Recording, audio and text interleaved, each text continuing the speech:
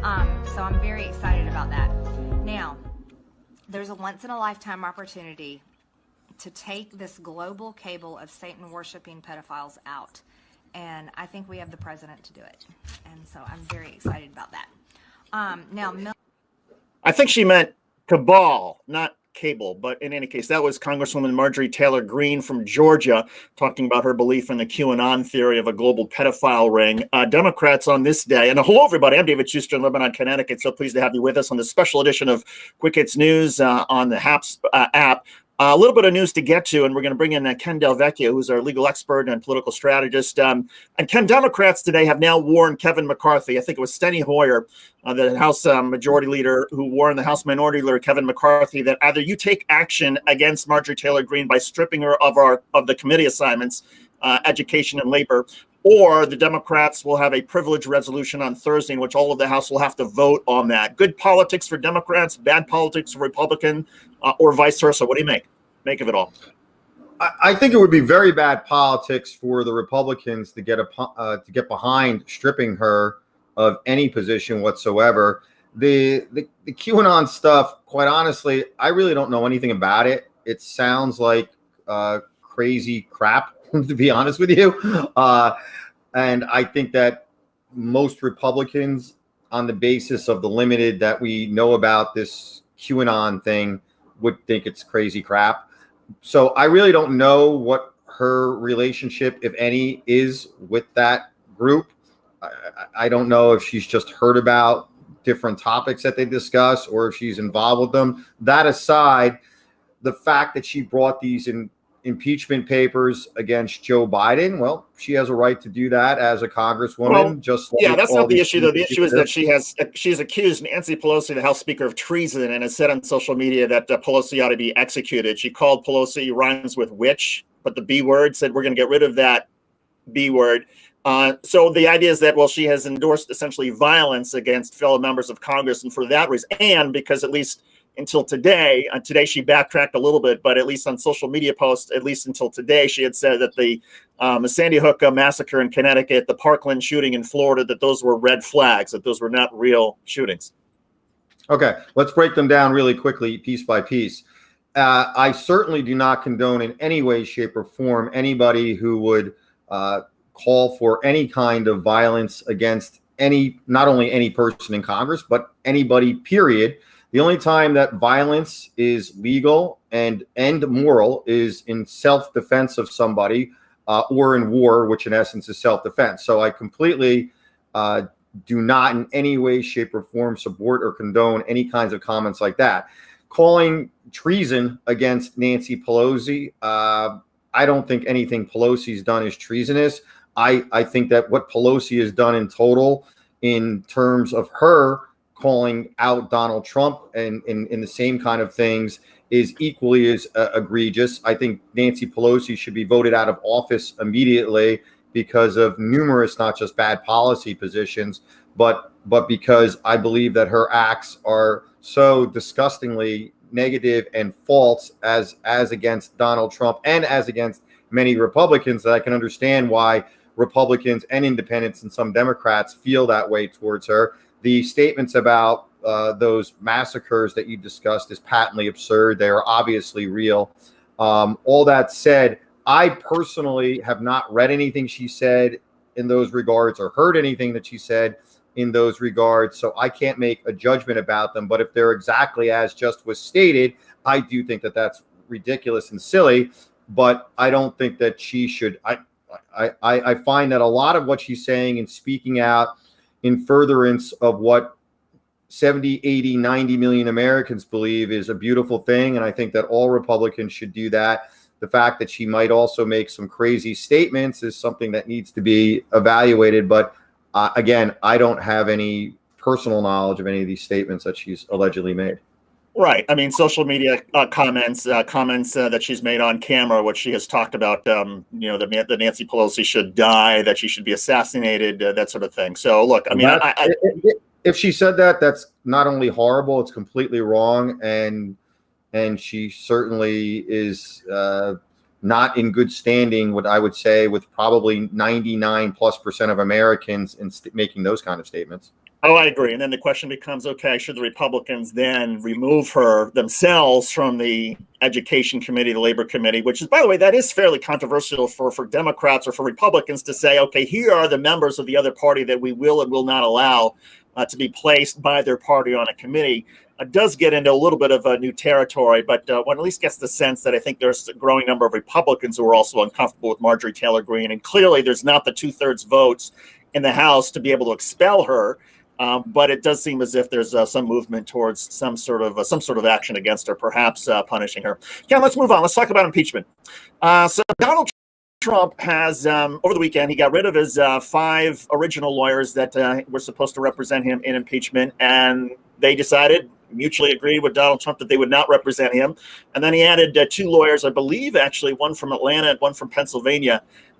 What's the reason why a client usually breaks ties with the lawyers a week before a trial? Look, this isn't something that's unusual at all, especially in high-profile cases. It is on the rare side in the vast majority of cases, whether criminal or civil. But in high-profile cases, you see these kinds of attorney shifts often. And a typical basis for it is because there's strategy issues where the client feels one thing and the lawyers feel another, or when there's teams of lawyers, you're often getting lawyers with different strategies among themselves, and then the client may lean towards one lawyer or one group of lawyers versus the others. So that's the leading reason of why something like this would occur. And again, it's not unusual for these kinds of high profile matters. Another reason could be is just that there's personality differences, again, either between the client and the lawyers or some of the lawyers. So there's nothing, what I'm hearing in some of the media reports is completely false to make arguments like that Donald Trump is some kind of unruly client and that the attorneys wanted to separate from. All this kind of ridiculous speculation is just more fanfare for the fire of the fake news that's constantly been sputtered out against Donald Trump. Well, look, and I don't necessarily believe the stuff about, look, lawyers deal with all kinds of crazy clients, so I don't believe the stuff about the unruliness to the extent that that's been reported. But there have been a number of reports sourced largely to people who were close to these lawyers who say that there was just a difference in strategy, as you were pointing out, that what Donald Trump, with the lawyers and people close to Donald Trump have been asking him to do and suggesting, look, you just got to vote in the Senate, in which 45 Republicans said they don't think it's constitutional to conduct an impeachment trial of a president who is no longer in office. That's a gift to you. They're telegraphing to you how you can, skate and end this thing.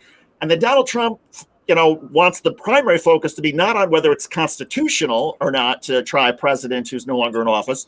He doesn't want the primary focus to be on whether his actions met the legal threshold of incitement of insurrection, something that you and I talked about last week. And I think we both sort of questioned whether it got there. Donald Trump wants the primary focus to be on his claims that the election was stolen. In other words, to bring back the evidence that the courts have either not considered or have rejected. Is that wise? And look, I mean, you've got lawyers who said that's a bad strategy. We're not going to pursue that strategy. You've got 2 new lawyers who apparently said, yeah, that's fine. We can try to make that case. But it does put some Republican senators in something of a pickle. I disagree with the lawyers who think it's a bad strategy. I think it's an absolutely outstanding strategy, and it's his best defense. Now, in nearly every trial, you're going to have alternative theories towards success. And what I mean by alternative theories can mean on objective, factual basis, or they can be on legal basis. So here, one alternative theory is a basic procedure in any civil case, and it's called, or a criminal case, it's called a motion to dismiss. And many times you can make motions to dismiss in nearly all the times, not many times, nearly all the times based purely on legal matters. You can make them with factual matters as well. So the fact that this is an unconstitutional act and trying to impeach somebody who is no longer in office is certainly the wisest and smartest move to go for initially.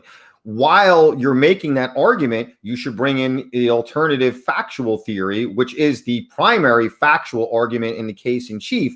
And that's that Donald Trump didn't do anything in way of incitement. First and foremost, because truth is a defense. And if it is true, or that he believed it was true with a reasonable belief, that the election was stolen from him, and he was bringing forward factual matters in view of that theft of the election, then that's an absolute defense to this. Okay, I mean, I think everybody can agree that if those numbers that I read out in last week's show that Donald Trump read aloud to the crowd on that day, on January 6th, are true, or that he had a reasonable belief that they were true, based on the following: one, that these are numbers that were testified to in front of varied state legislatures across the country. Two, they're numbers that major media, the biggest of media, were reporting and still are reporting, as far as I know. But again, I want to stop you there because to me, I mean, it sounds more like jury nullification than, because it seems like, look, like the old argument, well, the bank was treating me badly, therefore they deserve to be robbed. I mean, it almost feels like Donald Trump is saying, I got robbed from the election, therefore I was entitled to whip up the crowd. I was entitled to incite an insurrection, rather than, I mean, saying, look, there was no insurrection, there was no incitement because it doesn't make the criminal threshold, by suggesting that he was entitled to say whatever he wanted, based on his belief in the data or whatever it is. It seems like that's sort of a cockamamie strategy, because you're essentially acknowledging, oh yeah, I did whip people up into a frenzy. I deserve to. No, I disagree, because he's not. A part of that argument is that he was not inciting people, that he was not whipping people up in a frenzy, that he was just speaking the truth. He was saying, look what happened here. This election was stolen from me. Here are the facts that show that this election was stolen from me. But that's not the part that's not the part that Democrats are going to present as part of their incitement charge. They're not going to present the video clips of him reciting the numbers. They're going to say, when Donald Trump says, and we're going to march up to the Capitol, and you have to be strong, you can't be weak, because you don't accomplish things unless you're strong. That's the part where they feel that was incitement. It doesn't matter what the Democrats are piecemeal going to present. His major part of his defense is that I was speaking the truth. I was relying upon information and data that came from state election websites, that came from expert witnesses, that came from testimony from fact witnesses, and that came from a variety of credible sources. And I was simply saying to people, simple political rhetoric of go march down to the Capitol peacefully, go fight for your rights, which is normal, regular dialogue that is not even remotely connected to violence, and that he had a basis to tell them that, because at least the talking heads in the media, meaning like politicians, pundits, and so-called legal experts, are saying that him making these statements, which they claim are false statements, is what caused the quote-unquote alleged incitement that followed. So it's necessarily a key component of his defense to say, first of all this was true as far as I knew it, and he may be saying that he still believes that it's true. And that goes to the most major point here, is if the Democrats really believe that it's false, let it get all aired out. Let all this information get out. This can be an all-in-one scenario. The hearing that Ted Cruz and the other senators and congressmen and women that we're calling for can be done during this impeachment hearing. Let it all get aired out and let everybody make their own decision. The entire country can be here, can be the jury now. So let all these facts get aired out there. I think that that's absolutely the best strategy, and I completely disagree with attorneys who think it's not a good strategy. So you're suggesting that there's materiality to arguing whether or not the election was stolen or not, in terms of materiality related to what he's been charged with of incitement, regardless of whether we agree or disagree that it was incitement, but you feel that this is a key building block. Based on the charges that they've levied, and based on what I can see for the type of case that they're bringing, they're arguing that these were completely false statements that Donald Trump made, that he knew that they were false, which is just not only laughable, it's absurd. When you're watching people testify in front of various state legislatures across the country to these numbers, when you're reading these numbers in civil complaints filed by lawyers in varied courts across the country, when you could read these statements that I've been told are on numerous different states' websites, when you have all these expert witnesses testing to the facts, to the matters that Donald Trump is stating, to argue that they're false in the first place is not only laughable, but it is indeed patently absurd and ridiculous. And they're making that a centerpiece of their case. Now, whether or not they ultimately present that, that will be interesting, because if they don't present that, that's going to be the most telling thing to this entire country. That's going to tell the country that they don't believe that they're false, that they believe that they're true. And Donald Trump can certainly, as part of his defense, utilize that information as the centerpiece of it, and he should. But I do agree that he should start off in his motion to dismiss and say, hey, in the first place, this is unconstitutional. And in the second place, here's the whole other reason why you should dismiss it, because I was speaking truth. And on top of it, I said to go peacefully march down to the Capitol building and used regular, normal rhetoric about peaceful protesting, meaning fight for your rights. Yeah, complexity usually gets lost in terms of media assertions about what's going to happen in a courtroom. And I do think that it's possible to both argue that this is unconstitutional for him to be tried, that it doesn't reach the criminal threshold for incitement, and, oh, by the way, that Donald Trump feels like his election was stolen for the following reasons. I think what's going to be so telling to me is what are some of these Republican senators going to do in terms of when they're then asked by reporters, or when they're asked, okay, what do you make of Donald Trump's, never mind the constitutionality, never mind the question about whether it's incitement, but simply his assertions about the election itself. How are those Republicans going to respond? And I think politically that would be interesting. It would be interesting if Ted Cruz says, I'm not going to go there. We just shouldn't have this trial. I mean, that would be one response. Or there could be the response we might see from, Senator Johnson and others who say, look, I absolutely believe that the election was stolen, and here's why. And then, then at least I think it gets the debate towards what Donald Trump wants the debate to be, even though he's not charged necessarily with lying about the election. He's charged with whipping up a crowd. But these people have been arguing that a root cause of the alleged incitement, which the whole incitement thing is completely legal nonsense. It's legal absurdity. They're arguing that a root cause of it is they're saying what Donald Trump was saying is false, and that he knew it was false. And this is going into this significant catch-22. It's clear that tens of millions of Americans believe what he's saying, not just because he said it, but because they're watching all of these different state legislatures, reading the various complaints that were filed, reading numbers off of state websites themselves, et cetera, et cetera, et cetera.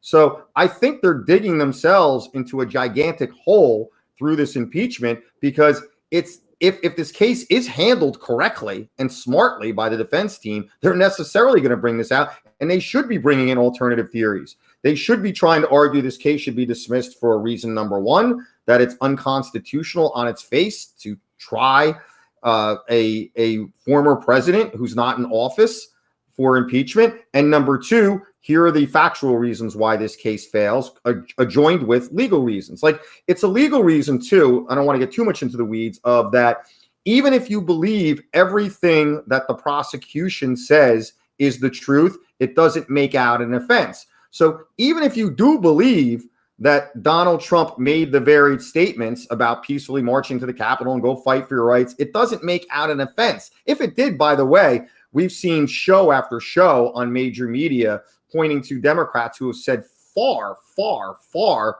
things that are worse than what Donald Trump said in terms of quote unquote incitement, that Democrats have said that I don't believe are incitement that any of the Democrats said. Things by Maxine Waters, for example. Things by multiple different top Democrat leaders. I don't think Maxine Waters should be impeached for what she said either, but they were far, far, far worse in anybody's logical book than what Donald Trump said. I don't think Donald Trump's words even fit into a category of bad or worse. They were just plain old "go fight for your rights" words.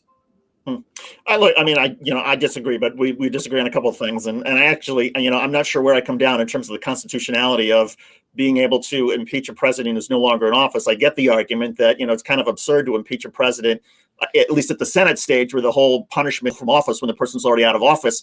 But at the same point, if I completed my crime, say of robbing a bank, and I wasn't caught, and then suppose, something should happen, I should be charged. I don't know. It just sort of feels like this whole idea of timeliness strikes me as, I don't know. I don't think I buy it, but watch this.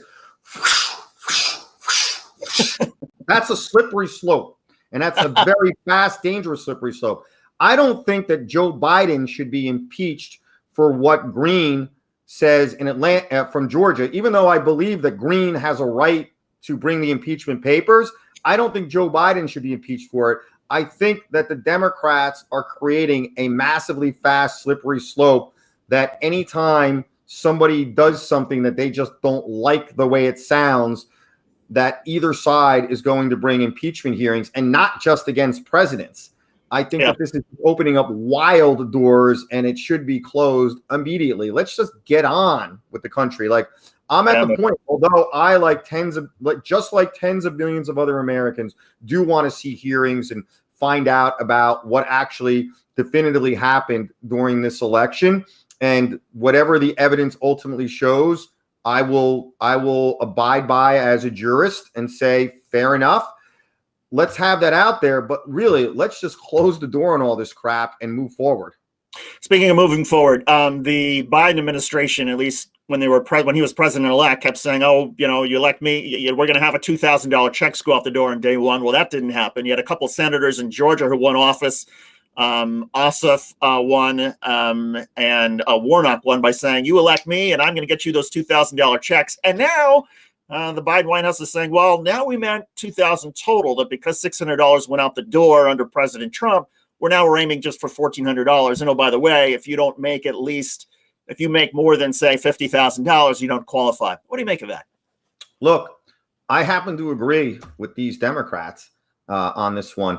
I didn't get the $600, and I'm not too happy that I didn't get it. I think there should be equality across the board. I think that every American should get the same amount of money. Stop drawing lines in the sand, and the money should be far greater. I mean, look, I've got a list of things here. We're paying for thousands of dollars for National Guard members to meet a phony, fictitious fears of whiny politicians to stay in Washington, D.C. We're paying for abortions around the world. We're paying for healthcare, transportation, for food, for illegal immigrants. We're paying for absurd diversity training that helps facilitate a bogus racial divide. I mean, and then I read over Rand Paul's list of wasteful spending in his recent report. There's a lot of them. $8.6 billion on counter narcotics efforts in Afghanistan. I mean, stop. Give the American people money. Help these small businesses, not just small businesses who applied for these loans and where all these bigger businesses got it. Just help out the regular Americans. I mean, we can give everybody $2,000 in addition to the sum who got the $600.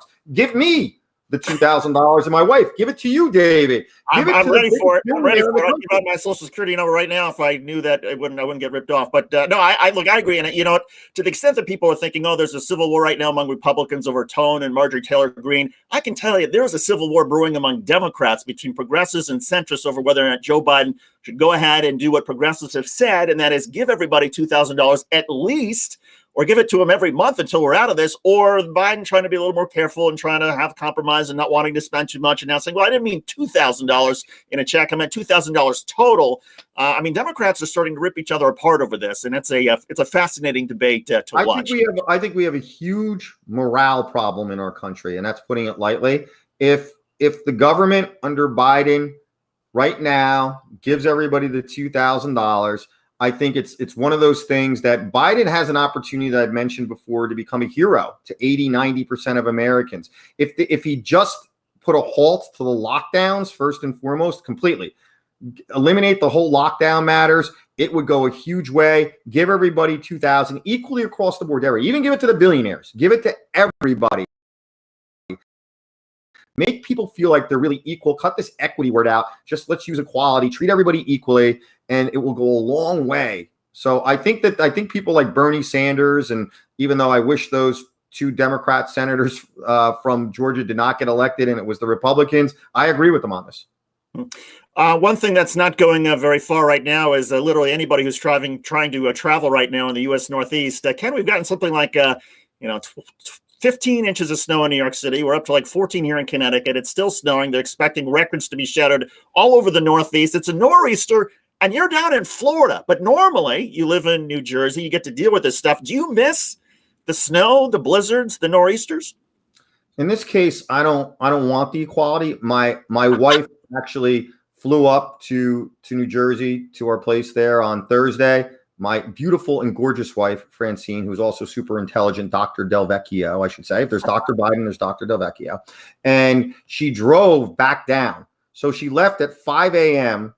on Sunday, right before the storm hit in New Jersey. It was about 15 degrees. But guess what?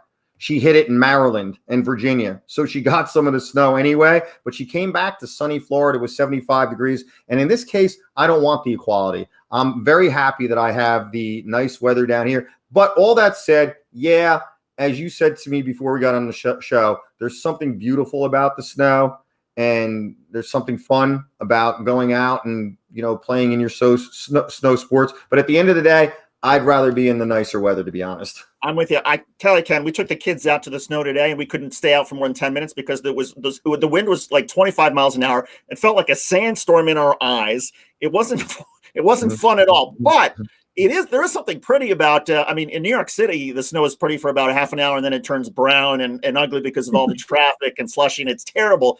Here in the country, at least, it stays nice for at least a little while. Anyway, so true. Ken, always a pleasure chatting with you. Thanks to everybody up and down on HAPS for watching.